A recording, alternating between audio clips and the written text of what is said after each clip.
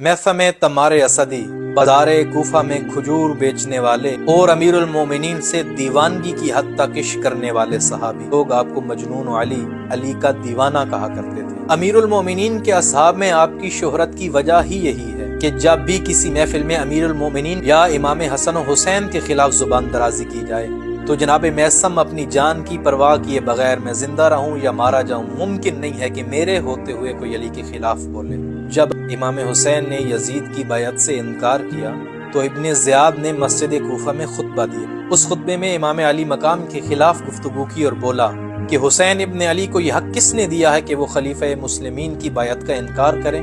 کیا وہ انکار صرف اس لیے کر رہے ہیں کہ وہ رسول کے بیٹے ہیں؟ کیا رسول سے رشتہ داری کی بنیاد پہ خلیفۃ المسلمین کی بیعت کا انکار کیا جا سکتا ہے؟ ابن زیاد نے کہا کہ رسول سے رشتہ داری عزت کی بنیاد نہیں بنتی، کیونکہ قرآن میں پسر نوح کا بھی واقعہ ہے اور رسول اللہ کے چچا ابو لہب کا بھی واقعہ ہے۔ ایک نبی کا بیٹا ہے، ایک نبی کا چچا ہے، لیکن قرآن میں اللہ ان پہ غضبناک نظر آتا ہے۔ تو حسین کو یہ حق کس نے دیا کہ وہ یزید کی بیعت سے انکار کریں؟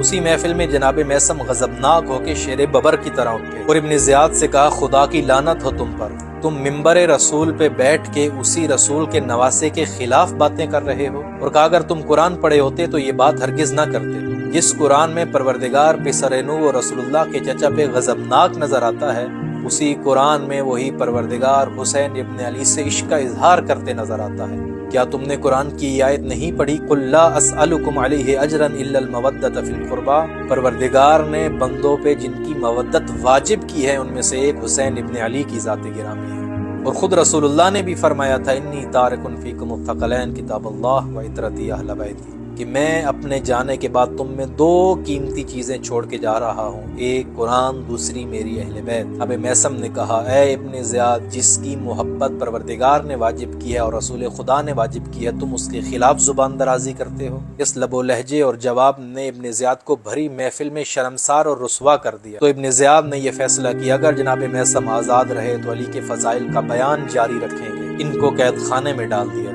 اہل بیت سے جناب محثم کے عشق کا اندازہ تو لگائیے۔ اسی اثنا میں آپ مولا امیر المومنین کے ایک اور صحابی ابن عنیف سے ملتے ہیں اور ان کی آنکھوں پہ بوسوں کی بارش کر دیتے ہیں۔ ابن عنیف نے کہا کہ تم کون اور یہ عمل کیوں انجام دے رہے ہو؟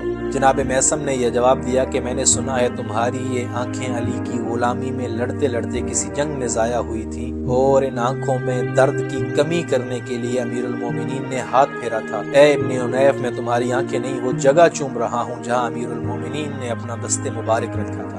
ابن عنیف نے پلٹ کے کہا، امیر المومنین سے عشق کی یہ شدت، کہیں تم محثم تمار تو نہیں ہو؟ تو آپ نے جواب دیا، ہاں میں محثم ہی ہوں۔ ابن عنیف نے پلٹ کے کہا، میں تمہیں ایک مشورہ دینا چاہتا ہوں، اے محثم، لا تفشی ابدا اسرار العشق، تم علی سے عشق کے یہ اسرار لوگوں کے سامنے بیان نہ کیے کرو، تمہارا یہ عشق دیکھ کے لوگ تمہیں جھوٹا اور جادوگر کہتے ہیں۔ جناب محثم نے کہا، اے ابن عنیف، تم کیا سمجھتے ہو میں یہ جان بوجھ کے کرتا ہوں؟ ھذا خارج عن ارادتی، جب بات علی کے عشق کی آتی ہے میں اپنا اختیار کھو دیتا ہوں، میں اپنے اوپر قابو نہیں رکھ پاتا۔ جناب محثم نے کہا، اے ابن عنیف، میں تو علی سے اتنا عشق کرتا ہوں، میرا یہ عقیدہ ہے، لا یکمل الایمان عبد حتی یظن الناس انہ مجنون، انسان اس وقت تک مومن ہو ہی نہیں سکتا جب تک علی کے عشق میں اسے دیوانہ نہ کہا جائے۔ ابن عنیف نے سوال کیا، کیا یہ حدیث نبی ہے؟ جناب محثم نے کہا، لا، ھذا حدیث العشق، ھذا حدیث العشق، یہ حدیث عشق ہے، یہ حدیث عشق۔ اسی عشق علی کی شدت کی وجہ سے آپ کو سولی پہ لٹکایا جاتا ہے،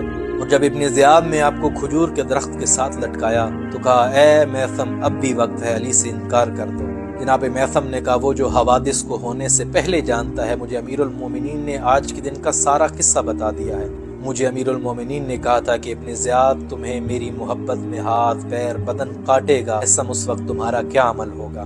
تو میں نے امیر المومنین سے کہا تھا، اے علی، اگر میرا بدن آپ کی محبت میں کاٹا جائے، اس سے بڑی خوش بختی اور نیک بختی میرے لیے دنیا میں نہیں ہے۔ تو ابن زیاد نے آپ کے بدن کو علی کے عشق میں ٹکڑے ٹکڑے کروایا۔